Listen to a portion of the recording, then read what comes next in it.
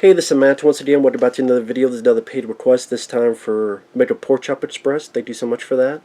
And for those interested in requesting pretty much any type of videos or topics, randomness, out of the blueness, whatever it may be, feel free to send it either directly to my PayPal or join my Patreon. Both links are down below in the info box. I did a topic, reaction, commentary, review, ranking list, whatever it may be. But MegaPorkChopExpress wanted me to talk about a film called Kimi from 2022, and I didn't know what this was. And then I'm like, he said a little bit of it. I'm like, oh, that's what it is. It's a Steven Soderbergh film written by the guy who did Stir of Echoes, and it's trying to be Rear Window for today's age. Kimi is pretty much this movie's version of Siri or Alexa. This new program named Kimi, only this time it has human monitoring, but it does what Siri does. You say the name and then it'll turn on the TV or change the lights or do other stuff. Which I never had one of them, so never cared to it either. So your lead character is Zoë Kravitz, who is in the new Batman film. She is agoraphobic, meaning if she tries to go outside, she freezes, freaks out, and just can't do it, so she works inside. She has kind of a boyfriend who lives across the way, who comes over for a little bit of fun time. She's one of the monitors working with the Kimi program, where she sits and listens, and any errors or programs she fixes. Now, one day she hears something and she realizes there was an attack. And she tries to get people to listen. Some people don't want to listen. And ultimately she gets in contact with someone. And it's Rita Wilson, actually, who was in Jingle All the Way. I think she was in Sleepless in Seattle, and she goes, okay, come to my office. So then our lead character has to physically go out, even though she's freaked out. And then you start realizing there's more than what's going on. Now, the initial idea, I don't mind. I'm a sucker for Rear Window type of stories. Rear Window itself is one of my favorite Hitchcock films. Loved Road Games with Stacy Keach. Loved Disturbia. I enjoyed a lot of films of that nature. Now, how do I put it? This film kind of sucks. Steven Soderbergh does some nice things with the audio and visual. I will give credit to that. There's some good looking shots of the camera showcasing the entire apartment, or going from the inside to the outside. When it's shot inside, it's different from when it's shot outside. When it goes to her being outside the camera, and her look and the angles are a bit different to show her frenzy and her off-putting reaction to what she has to forcefully do in order to do the right thing. I liked that difference between the two different types of filming to showcase her comfort zone and uncomfort. Audio-wise, when she puts on headphones. Now, I like to know where the hell these headphones are, because when she puts on the headphones, there's no sound. Like the entire world is cut off. I want those headphones. Which headphones are those? Because when I put on headphones, I can still hear. Granted, it's muted, but I can still hear stuff outside. No, imagine you hear and then you just. And even this, I still hear something. I mean, it's better than that. I'm like, man, where are these headphones? But it's an interesting audio choice, where sound, and then no sound. I just so that we could center in on these calls that she monitors and fixes what she needs to fix. So the idea I don't mind.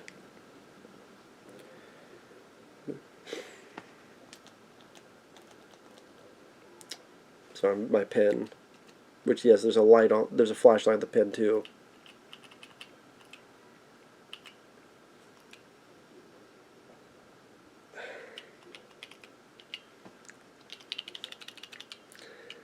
I don't like this character. I don't like this character. I think Zoë Kravitz, people talk about so much in this. Read up reviews that her performance, one of the best things her performance. She's bitchy. She's an asshole. She snaps at people. She's bratty. She's unlikable. Anyone she talks to, she snaps at. The guy who she has sex with, before he leaves, she like snaps at him. She calls her mother. And then when the mother tries to talk to her, she snaps at her mother. Going, what tells she, please stop. You called her.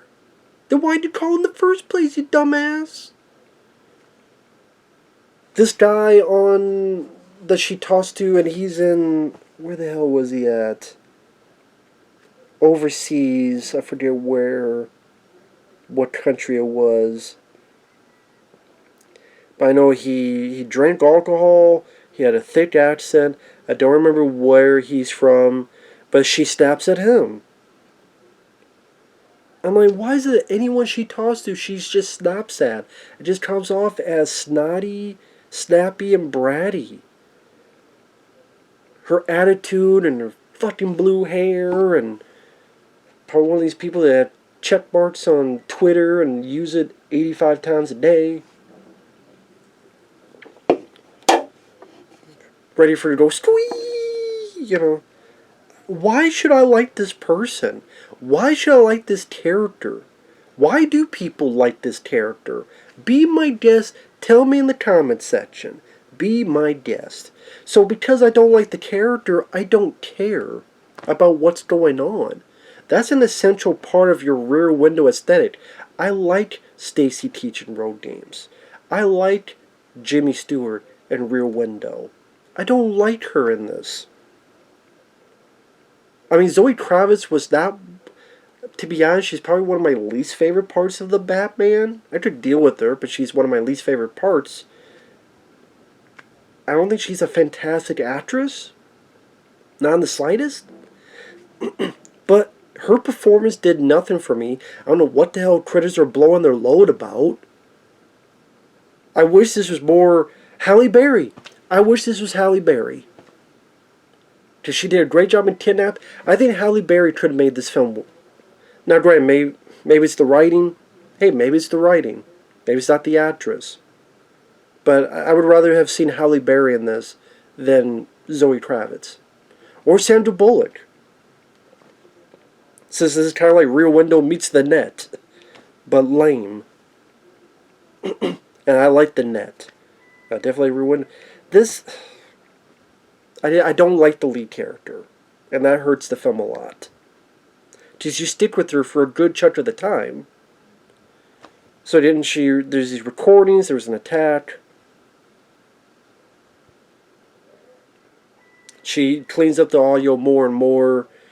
She gets help from this guy overseas, and during the recordings, it's about this guy named Brad, who's actually the head guy who started this whole Kimi program. And the girl who this Brad was talking to is like, was maybe a mistress, but also going about, hey, you know what, maybe I'll talk about, you know, what the real deal with Kimi is, and anybody can hack into this.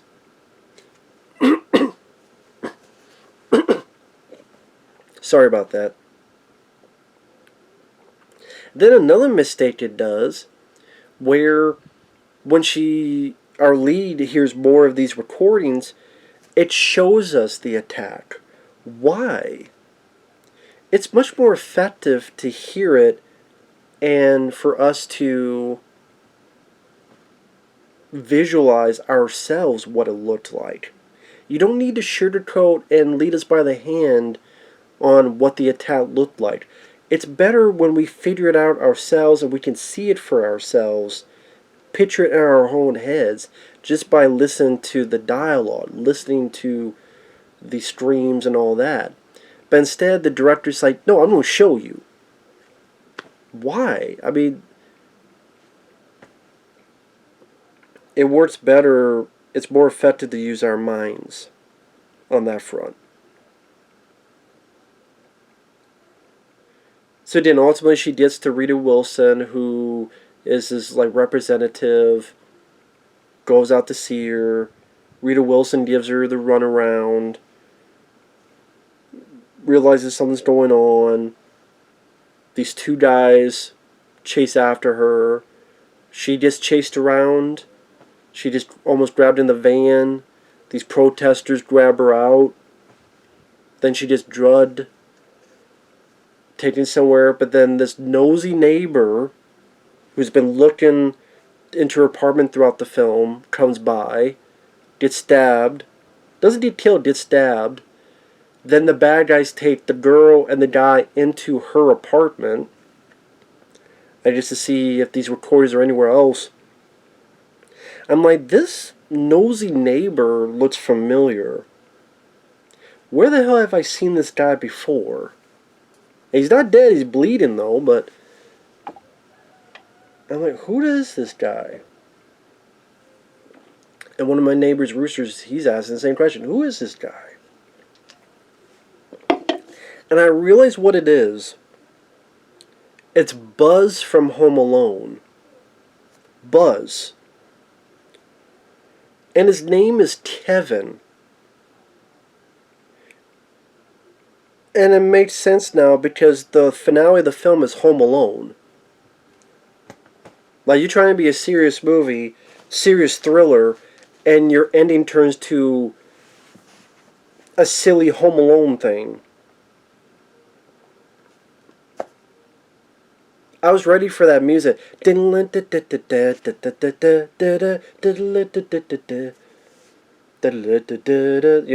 that Christmas type music in Home Alone when they're rushing to the airport. And I mean, so it's the actor who played Buzz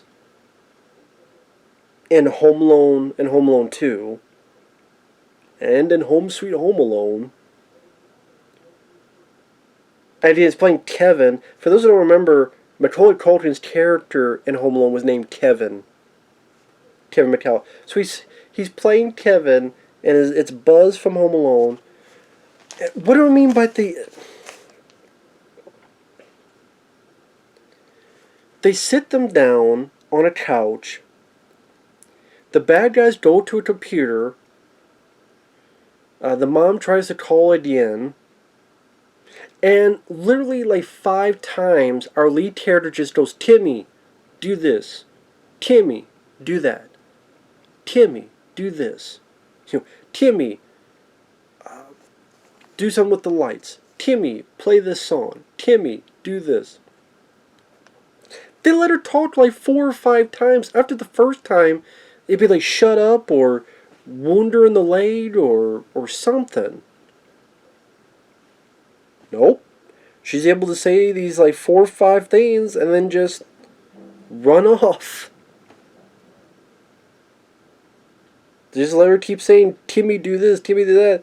And she just runs off. And she's able to run over here, climb up, and get up top where there's construction going on. And these bad guys, they just watch and they just let her do whatever. And they're more incompetent and dumber than Joe Pesci and Daniel Stern in Home Alone. What is it with people writing dumber characters? Whether it be in slashers, horror films, thrillers like this. This is a guy that helped write Stir of Echoes. What happened? Do people just give up? Is that what it is? People just give up? And this got good reviews. This got like a 96% of Rotten Tomatoes. The bad guys are literally just standing there while she's like, Timmy, do this. Timmy, play music. Timmy. But she kept going. I'm like, Jesus Christ. How about Timmy, call 911. Timmy, do my dishes. Timmy, shoot them. Timmy. And there's 3 bad guys. One of them is Jacob Vargas. If you don't know who that is, he's one of the kids in Ernest Goes to Camp. I think he was also in the newer Hills of Ice Part 2. Fuck! And then he just blown up. Jacob Vargas. And Buzz, Kevin, the neighbor, is able to grab a knife, just grab him and stab him. What's wrong? I got stabbed, asshole. Which, when you get stabbed in the knife right in your, stomach, chest, you're able to just pull it out and be like, I got stabbed, asshole, and just stand there. I don't know why he didn't take the knife and just stab Buzz right in the head, or anything else. I don't know why none of them have guns, because they're not using it that much. You think one of them would go up and just shoot Buzz in the head, or anything? No. I mean, they have guns, they try shooting through the ceiling. So they do have guns, but just Jacob Vargas for some reason doesn't have a gun. I don't know why. You think, oh, someone just stabbed me and I'm alive enough to talk and say I got stabbed, asshole, and then just stand there while stuff happens? Why don't you have a gun turn, hey, Buzz. Now buzz off. So the girl is out. She's upstairs. She has a nail gun, and the guy pops his head up, boom, and the guy falls, nailed to the head. I guess now we know if you have a gun versus nail gun, I guess the nail gun wins.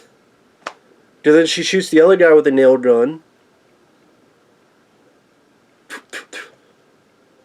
Pretty easily. Then Jacob Vargas tries to, I get it, he has no gun, I guess, to try to shoot her. He just try to waddles, shoots him in the neck, boom, boom, boom.